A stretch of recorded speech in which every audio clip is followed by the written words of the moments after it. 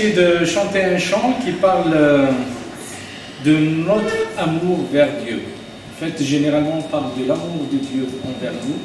Là, c'est quelqu'un qui a composé ce chant que j'aime beaucoup. C'est un chant très doux. Et il dit à Dieu, je t'aime. Voilà. Tu es cher à mes yeux, mon Dieu. Après tout ce que tu as fait sur la croix, j'aimerais bien te louer et te dire tout simplement, je t'aime. Voilà.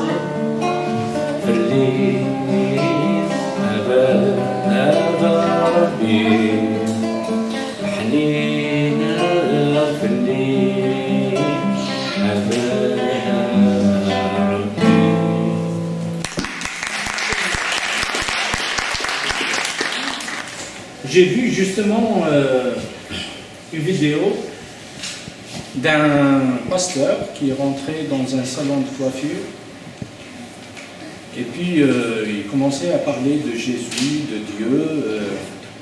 Le coiffeur, il lui dit, écoute, moi personnellement je pense que Dieu n'existe même pas. C'est même pas qu'il est mort, mais il n'existe pas. Le pasteur lui dit, ben écoute, tu peux ne pas croire, mais il faut me dire pourquoi tu ne crois pas. Je dis, ben écoute, s'il y a Dieu, je ne sais pas pourquoi il y a autant de maladies. J'ai perdu mon fils qui avait 15 ans et il avait un cancer. Et puis, je ne sais pas si Dieu, je l'ai imploré, je ne sais pas. S'il y avait Dieu, tout simplement, il y aurait plus de paix, il y aurait plus de joie dans le monde. Et le pasteur, il le regardait comme ça, il lui dit, ben écoute, moi je pense que tu n'es pas un coiffeur. Ben pourquoi tu me dis ça? Et ben en passant devant ton magasin, attention, je sais pas. En passant devant ton magasin, ben j'ai trouvé une personne là-bas, c'était un SDF, dans un sans-abri. Il avait la barbe, des cheveux, donc il était tout sale. Il lui a dit, si tu étais un coiffeur, tu aurais pu lui coiffer quand même, lui couper les cheveux. Bon. Oui, je suis coiffeur, mais il n'est pas venu. S'il était venu, ben je l'aurais coiffé. Il n'y a pas de souci. C'est exactement ça. S'il y a autant de choses dans le monde, c'est parce qu'ils ne sont pas venus à Dieu, c'est pas parce que Dieu n'existe pas. Donc, le chant, il dit, venez vers lui. Je vais chanter un chant, donc, qui parle exactement de ça, qui dit, venez vers lui. En kabyle, on dit, Qarrafted Arghoras. Oui, c'est un peu compliqué.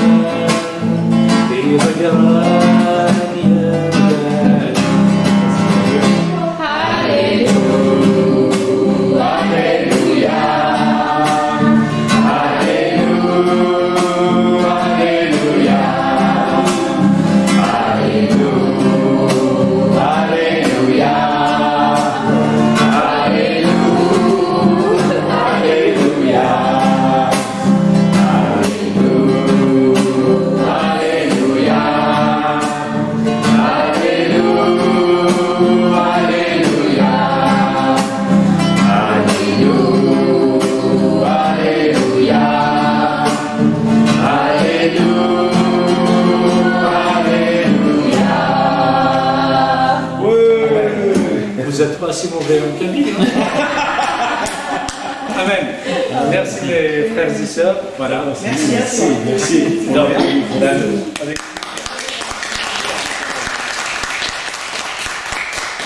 Donc, oui, je suis marié, j'ai 3 enfants.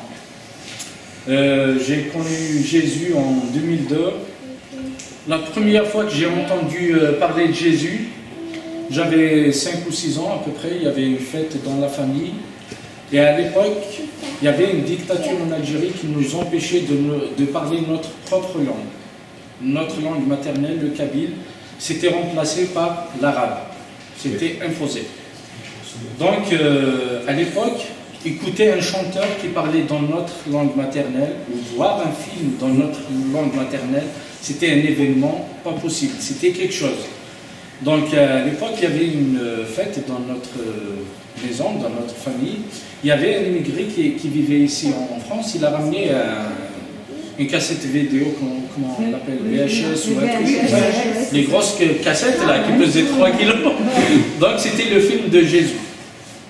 Dans une société musulmane, ce n'était pas très très fréquent.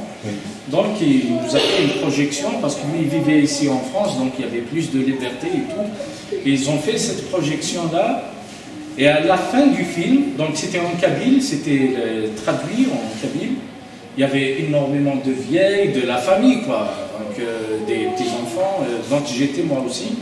On a regardé le film, et à la fin du film, ils font une petite prière. Si tu veux accepter Jésus de tout ton cœur, t'as qu'à réciter la prière avec moi. Donc il disait notre Père.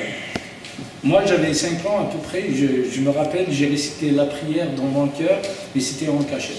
Donc j'étais petit, c'était pas très... Bon, après j'ai oublié ça, franchement, avec les années, j'ai fait mes études, et puis... jusqu'au lycée, donc il y avait un cousin à moi qui s'est converti parce qu'il y avait énormément de missionnaires qui sont venus, ils ont fait un travail énorme, franchement en Algérie, en Kabylie surtout. Et l'avantage de la Kabylie, c'est qu'on n'est pas très très rattaché à la religion musulmane, donc c'était un peu plus ouvert. Après, ça dépend des familles. Moi personnellement, ma famille, c'était pas des intégristes, mais quand même par tradition, ils sont musulmans. Bon, donc mon cousin, il m'a parlé de Jésus. Je lui ai dit, écoute, moi les chrétiens, je ne sais pas comment c'est, je ne sais pas ce que c'est Jésus. J'ai vu un film quand j'étais petit, mais c'est tout, pas plus, pas moins. Donc il y avait une communauté à 10-15 km à peu près de chez nous. Il n'y avait pas de transport, donc on faisait le chemin à pied pour aller. Oui, on est parti à maintes reprises comme ça à pied. Donc j'ai vu, après on a prié pour moi, franchement, j'ai senti vraiment une paix et un changement radical. Et je suis quelqu'un qui aime comprendre les choses en fait. J'ai essayé de comprendre l'islam, donc l'islam on commence à l'apprendre avec l'arabe à partir de 6 ans, quand on rentre à l'école. J'ai commencé à apprendre un petit peu l'islam et tout, mais après il y a énormément de choses sur lesquelles je me posais des questions. Et comme disaient les musulmans, tu n'as pas le droit de poser des questions concernant Dieu. Tu les acceptes telles qu'elles sont. Dans l'islam c'est comme ça. Tu les acceptes telles qu'elles sont. Et c'est tout. Et ce qui m'a étonné le plus, comme je disais avant à Philippe, dans tout le Coran, il n'y a pas une seule fois où c'est cité le mot amour. Ça c'est... Après il y a énormément de thèmes qui, par exemple la polygamie, c'est un truc qui ne passe pas par la tête, le djihad par exemple, la violence, la place de la femme, il y a énormément de choses. Après peut-être l'année prochaine, si on a le temps, si vous voulez, on peut faire une petite conférence sur ça, il n'y a aucun problème. Je l'ai fait dans une église dans le Jura. Et puis donc il y a énormément de choses que je n'ai pas pu accepter, mais dans l'évangile, donc mon cousin là qui m'a prêché, au début il m'a donné l'évangile de Jean. J'ai lu l'évangile de Jean, c'est un peu philosophique, l'introduction de l'évangile, les premiers versets, mais au fur et à mesure j'ai commencé à comprendre. Donc après il m'a donné tout le Nouveau Testament, il y a des Nouveaux Testaments, juste le Nouveau Testament. Après j'ai eu la première Bible. J'ai aimé énormément, donc au bout d'une année et demie, on faisait le chemin chaque week-end, à 15 km à peu près, on traversait une rivière chez nous, et puis on allait pour le culte chaque week-end. Et puis, il y avait énormément de gens à qui il a prêché. Lui, c'est comme Pierre dans l'église primitive. Il y avait environ 10 ou 15 personnes qui étaient déjà converties grâce à Dieu, mais par le biais de mon cousin là. Et puis on s'est dit, une fois, autant qu'on est si nombreux pour pouvoir partir dans notre église, vaut mieux qu'on fasse quelque chose localement, quoi, dans notre village. Donc ça a commencé comme ça. Il y avait énormément de femmes, d'hommes, et puis des moins âgés, des plus âgés. Ça a commencé la cellule chez nous, donc dans notre village. Et puis après, j'ai parlé à ma soeur, ma grande soeur, qui était musulmane, elle faisait la prière, elle ne voulait rien savoir, mais Dieu l'a touchée quand même. Et puis elle s'est convertie. Et une année après, donc en 2002, en 2003, j'ai eu mon bac. Donc je suis parti faire mes études à 70 km à peu près de là où j'avais habité mes parents. Et c'est là-bas que j'ai croisé Tamazus, ma femme. Donc elle était musulmane, pratiquante, elle était même un petit peu intégriste, limite. Donc après, quand je l'ai connue, c'était pas dans l'objectif de me mettre en couple avec elle ou un truc comme ça, c'était juste une amitié normale. Elle avait besoin d'aide pour avoir une chambre parce que c'était compliqué, elle a refait l'année ou un truc comme ça. J'ai essayé de l'aider et comme il y avait mes cousines qui étaient chrétiennes, donc je lui ai dit, écoute, de préférence, tu vas pour l'instant avec mes cousines, en attendant qu'on trouve une solution pour ta chambre à l'université. Puis, donc là-bas, vers mes cousines, elles me disaient, écoute, tes cousines, elles sont un petit peu bizarres, pourquoi? Ben, elles font des prières bizarres, c'est pas comme nous, les musulmans. Et ben écoute, c'est Dieu qui t'a envoyé, viens, je te parle, il n'y a pas de souci. Donc je lui parlais de Jésus, au début elle était choquée. En fait, c'est pas comme ici, c'est pas comme en France, c'est libre, tu peux parler, tu peux dire ce que tu penses, tu peux dire ce que tu veux. Là-bas c'est vraiment très très serré. Ça veut dire qu'il y a un code de la famille, il y a la tradition, il y a énormément de choses qui jouent. Ça veut dire que les gens ils sont choqués quand ils entendent des choses, par exemple Jésus, c'est pas fréquent qu'on entend ça. Tu as Mohamed et c'est tout. C'est bon, c'est tout ce qu'il y a. Donc après, elle voulait comprendre, je lui prêchais, je lui parlais de Jésus, de son amour et tout. Elle m'a demandé des cassettes de louanges, à l'époque c'était des cassettes. Je lui ai passé quelques cassettes. Donc par la suite, elle a accepté quand même Jésus et puis posé énormément de questions. Et on s'est mis à prêcher, à parler.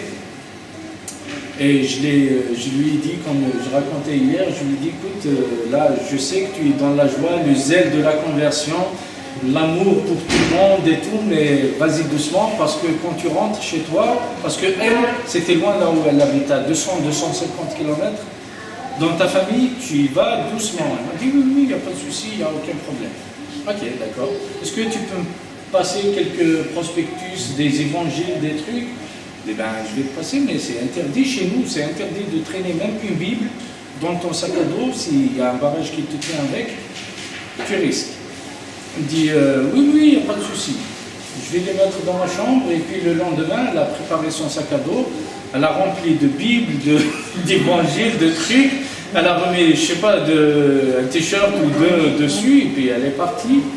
Elle a pris le bus, elle m'a raconté par la suite, elle m'a dit, parce que chez nous, c'était un petit peu par rapport au terrorisme, chaque 15-20 km, il y a un barrage, soit police, soit gendarmerie, soit l'armée.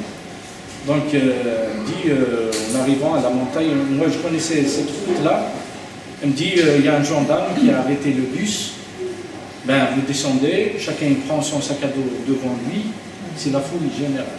Après, eux, ils cherchaient des armes, parce qu'il y avait des terroristes, il y avait donc... mais s'ils te trouvent s'ils trouvent une Bible avec toi, c'est l'équivalent d'une Kalachnikov, hein, donc il n'y a pas de différence. Elle avait la moitié du sac à dos rempli de Nouveau Testament, de trucs. Et puis, c'est elle qui m'a raconté, peut-être l'année prochaine, j'aimerais bien qu'elle vous la raconte ici elle-même. Elle dit, donc c'était une file comme ça, le gendarme, il commençait à fouiller, vas-y... Elle priait dans son cœur. Elle avait à peine une semaine ou 2 semaines de conversion. Hein. Elle me dit, je priais, je disais, Seigneur, ben, c'est l'occasion que tu te montres à moi, quoi. Je t'ai accepté, oui, je sais que tu es, mais j'aimerais bien que tu sois là aussi. Puis elle me dit, le gendarme, il commence à fouiller, et puis il avance. Elle me dit, moi, je tremblais, hein. Il arrive devant moi, Alizé, ouvrez. Donc, elle ouvre à moitié, ils lui disent, bon, fermez, allez, c'est bon, partez. Il m'a dit, franchement, je suis rentré dans le bus, j'étais mais dans une joie incroyable. Ça veut dire que j'ai demandé quelque chose, je l'ai reçu sur place.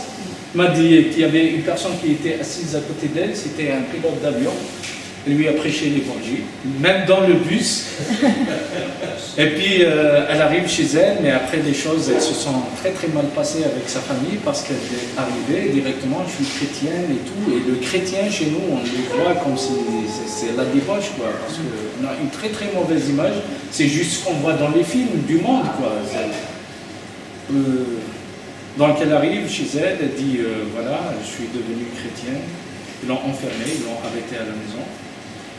Nous, on n'avait pas de nouvelles parce qu'on travaillait en cellule à l'université, ça s'appelait le groupe, le GBU, le groupe biblique universitaire. Donc on était pas mal de frères à prier pour elle et au final, donc ils l'ont arrêtée. Son frère, il la prenait par la tête, il lui tapait la tête contre le mur. Ils l'ont enfermée, on lui a enlevé son téléphone, on lui a enlevé ses cahiers, on ne lui donnait pas d'argent, donc on l'a enfermé carrément 1 mois dans une chambre, hein. Rien du tout. Donc ils lui ont dit, écoute, si tu veux retourner là-bas, tu dois faire la shahada, comme quoi tu es musulmane, et puis tu retournes jamais, tu vas plus jamais parler de Jésus. Il aura dit, écoutez, si vous voulez me tuer, moi j'ai accepté Jésus. J'ai trouvé mon chemin, si vous voulez me tuer, moi, rien à foutre. Donc ils ont provoqué une réunion de famille. Et il y avait les oncles, les tantes, les machins, trucs là-bas. Quand ils te font une réunion de famille pour toi, ça veut dire qu'ils vont décider de ton sort. Et c'est sérieux, hein, c'est pas, on va voir, hein, c'est sérieux. Donc après, ils ont dit, écoutez, on ne peut pas décider parce que son papa, il travaillait ici en France, à Creil, en Picardie, j'allais dire. J'ai dit Normandie, c'est Picardie. Donc,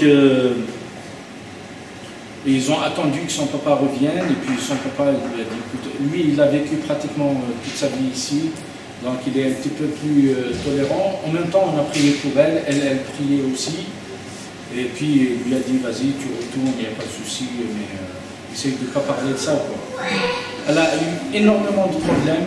Elle priait, elle m'a dit que pendant qu'elle était enfermée, elle entendait la nuit, elle entendait la louange dans un autre village à 7-8 km, parce qu'en fait c'est des montagnes. Donc eux par exemple ils habitent là, il y a après une rivière, un truc comme ça, et puis un autre village en face. Elle me dit j'entendais la louange à l'autre village la nuit, vers minuit ou un truc comme ça. C'est pas possible, il n'y avait pas de chrétiens. Dans leur région, c'était la première qui s'est convertie.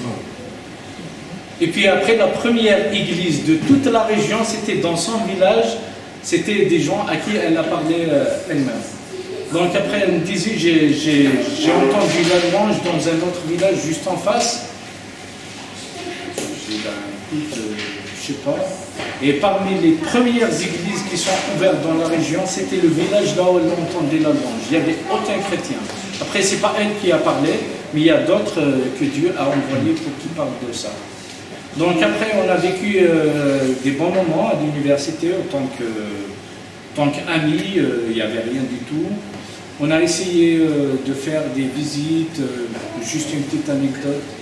En fait, on a décidé de visiter des gens dans les hôpitaux, ceux qui n'ont pas de famille. Donc, une fois, on part dans un hôpital, c'était un peu... C'est un hôpital abandonné en fait. C'est des gens qui n'ont pas de moyens qu'ils envoient là-bas. Donc on arrive là-bas, on demande est-ce qu'il y a une personne ou deux, je ne sais pas, qui n'a pas de famille, à qui on ne rend pas la visite. Les infirmières nous disent oui, il y a une personne là-bas, ça fait un bon moment, il n'y a personne qui l'a visité, c'est bizarre d'ailleurs. Je lui ai dit, Nous, on n'avait rien du tout. On était étudiants, on ne travaillait pas. La bourse d'étudiants, on touchait à peine 15 euros par mois ou un truc comme ça. C'est le maximum. Ok, d'accord. Donc on part, on rentre dans la chambre. C'est un monsieur, apparemment il avait des problèmes de respiration. Il a travaillé dans une usine de produits chimiques et tout. Et puis on le voit, on discute avec lui. Il nous a dit qu'il travaillait dans une boîte que je connaissais, c'est une très grosse boîte. Ils sont les mieux payés. Et quand il est tombé malade, c'est pas comme ici, il n'y a pas la sécurité sociale et tout. Hein. Là-bas, tu crèves, tu crèves. Sa femme et ses filles l'ont quitté. Donc ils l'ont laissé tout seul. Parce qu'il est malade, parce que voilà. Donc il a été abandonné, il a été brisé, mais franchement son cœur, il parlait avec nous, on pleurait. Hein. Et puis après, on n'a pas osé de lui parler directement de Jésus. On a commencé de le préparer, voilà, même si ta famille te quitte, il y a Dieu, c'est des généralités en fait qu'on lui a données. Et puis on avait rendez-vous avec lui, pas le lendemain, mais l'après-demain. Donc il nous a demandé des serviettes, des trucs, des sous-vêtements, il n'avait rien. Hein. Donc on a essayé de le nettoyer pendant qu'on était avec lui. On lui a parlé un petit peu, on était encouragés, donc on se disait, après-demain, on revient, on lui parle de Jésus. On sait bien qu'on peut prier pour lui, il peut être guéri, et puis ça va être un témoignage, quoi. Après-demain, on arrive là-bas, le monsieur était parti. C'est pour ça que j'ai insisté avant-hier à acheter le temps. Franchement, ça m'a marqué énormément. Hein. J'ai une photo, on l'a gardée jusqu'à aujourd'hui. On l'a faite à la sortie de l'hôpital. Ouais, ça m'a fait énormément mal au cœur parce qu'il était là. Si Dieu nous a conduits vers lui, c'est pour qu'il lui donne... oui, c'est... Après, je ne dis pas qu'on est responsable, mais quand même on était là, on pouvait faire mieux. Donc on est reparti l'après-demain, ils nous ont dit qu'il était décédé la veille, et puis il était parti, on a pleuré. Ils pensaient qu'on était ses enfants, quoi. Mais on leur a dit non, on est des chrétiens. Donc là, on n'a pas osé. On a osé, on n'a pas eu peur. Là, c'est des chrétiens, on essaye voilà, d'aider les gens, tout simplement. Donc, on a essayé d'aider. Je vais vous raconter un truc. Une fois, on était en train de manger dans une ruelle très fréquentée, moi et ma femme. On était en fiancés, on mangeait un petit sandwich, et puis il y avait un enfant, c'était un petit vagabond quoi, de la rue. Il traînait. Après, je l'ai appelé, je lui dis viens. Il vient. Il dit est-ce que je peux manger avec lui? Viens, prends ta chaise et puis installe-toi. Il s'est installé, et puis il y avait le serveur qui est venu pour le faire fuir, quoi, parce qu'il dérange sa clientèle. Je lui dis non, laisse-le, c'est moi qui l'ai appelé, donc il n'y a pas de souci. Et puis on discutait, il m'a dit qu'il avait faim et tout. Je lui dis ben non, je te demande ce que tu veux, c'est bon. Et après, je lui dis tu connais Jésus? Il avait l'âge de, je sais pas, de Teresa à peu près. Hein. Il me regarde dans les yeux, il dit oui, je le connais. C'est un truc incroyable. Je lui dis c'est qui Jésus pour toi? Il m'a regardé, il m'a fixé comme ça dans les yeux. C'est le Fils de Dieu très haut. Elle va vous le raconter l'année prochaine peut-être. Franchement, j'ai eu la chair de poule. Hein. Franchement, dans les yeux, hein, depuis, je ne l'ai jamais revu. Depuis, il a mangé, il a fini, il est parti. Après, j'ai raconté ça à des pasteurs, ils m'ont dit, ben écoute, ça peut être des anges de Dieu qui viennent comme ça. C'est ben, amen. Heureusement qu'on l'a invité pour un sandwich. Sinon autrement. Voilà, donc on a exercé un petit peu. Et puis on s'est mariés en 2011. On s'est mariés, moi et ma femme, Tamazus. En 2014, on a eu Teresa. En 2015, on a eu SRM. En 2016, on est venu en France. Il y avait énormément de problèmes parce que j'ai travaillé avec l'église là-bas. Donc j'ai monté ma boîte en 2010. J'ai monté une boîte en publicité, communication. Et là-bas en Algérie, c'est interdit d'imprimer des Bibles, il fallait passer par 3 ministères, ministère des Affaires religieuses, commerce, machin truc, pour aller importer des Bibles depuis l'Égypte.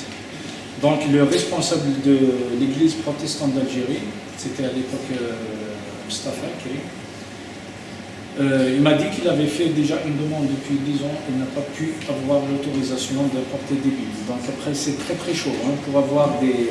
C'est pour ça que c'est interdit dans les sacs à dos et tout.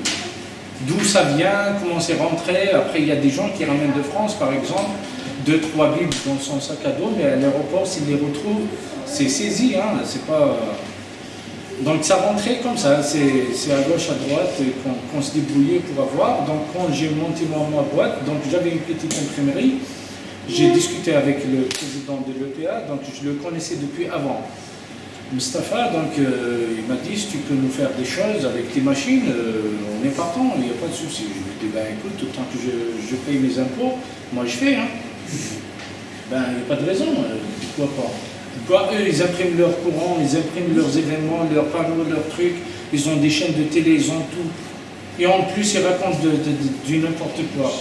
Ben non, on dit la vérité, ben, si on est convaincu, ben, il faut aller jusqu'au bout. Donc on a fait, j'en ai fait après, peut-être l'année prochaine, j'ai pas pensé de ramener, j'ai un recueil de travaux que j'ai fait pour l'église, là-bas. Et pendant le mois de Ramadan,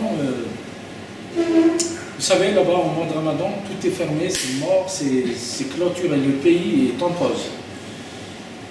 Par contre, il y a énormément de chrétiens et de non-chrétiens qui ne sont pas musulmans, qui veulent manger, donc les restaurants fermés, les cafés fermés, les commerces fermés, tout est fermé.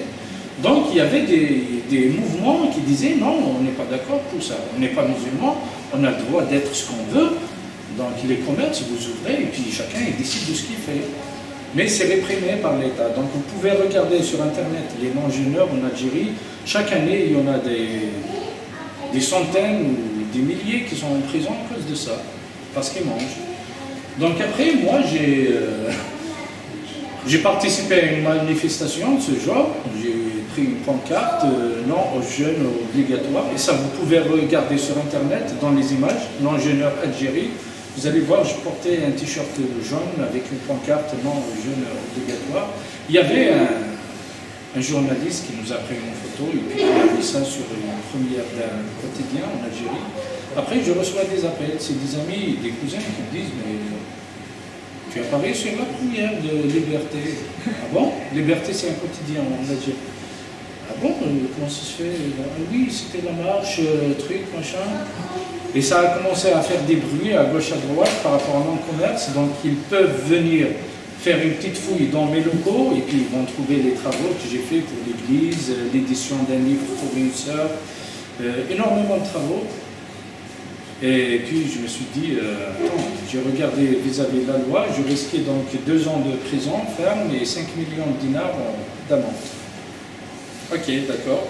J'ai contacté un frère qui a dû quitter l'Algérie, c'était un pasteur, et il est à Paris actuellement. Je lui ai dit, eh ben, voilà ce qu'il y a. Il m'a dit, tu demandes un visa d'affaires, tu viens en France, on va discuter, et puis après tu repars.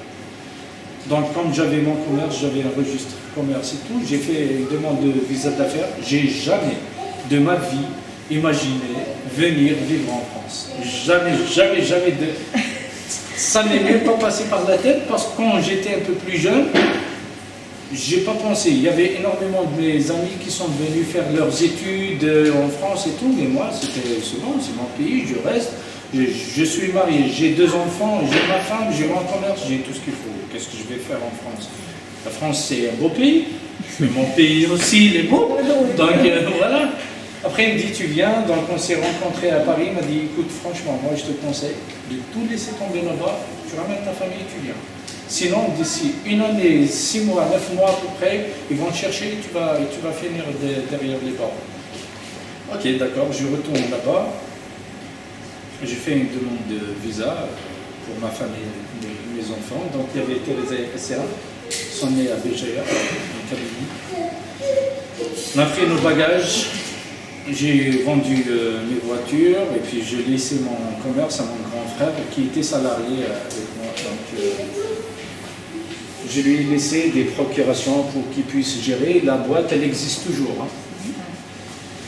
Après, ça a ralenti un petit peu avec mon départ, mais ça travaille toujours. Ben, on est venu en 2016, on se retrouve à Paris, à zéro, dans un foyer, enfin même pas un foyer, c'était des logements d'urgence dans des hôtels avec 2 enfants. Et Séram, il avait 8 mois, Teresa, elle avait 2 ans. Voilà, il est né en 2014, on est venu en 2016. Mais l'église a toujours été un refuge pour moi, pour nous, hein, franchement, moi et ma femme. Après, je ne vous dis pas qu'il n'y a pas des hauts et des bas, mais voilà, c'est pas tout le temps stable. Mais on s'est toujours confié en Dieu. Il ne nous a jamais laissé, jamais, jamais, jamais. Donc on était à Paris dans un hôtel et puis je ne pouvais pas cuisiner avec les enfants, les bébés et tout. Une fois ils nous ont convoqués, ils nous ont dit écoutez, si vous voulez, on peut vous proposer un appartement et ça sera à Dole. Dole, moi, j'ai jamais entendu parler, je ne sais même pas si c'est en France, en Suisse, en Allemagne, je ne sais plus. Ils me disent Dole, ok, moi je dis l'essentiel, ça va être un appartement. Je dis, ben, s'il y a un abri pour ma femme, mes enfants et moi, ben, moi je suis partant, hein. Que ce soit sur la planète Mars, vous voulez, moi ça ne me dérange pas. Donc on est parti à Dole, on a cherché une église, la première chose qu'on a cherché c'était l'église, donc on est tombé sur une église. Ils étaient bien gentils avec nous, bon, on est resté à peu près 2 ou 3 ans avec eux, et puis après on a changé, on est parti chez le frère Philippe, Jean. Actuellement, on est avec lui là-bas, et puis vous êtes les bienvenus dans le Jura, si vous venez, on est là-bas, et voilà.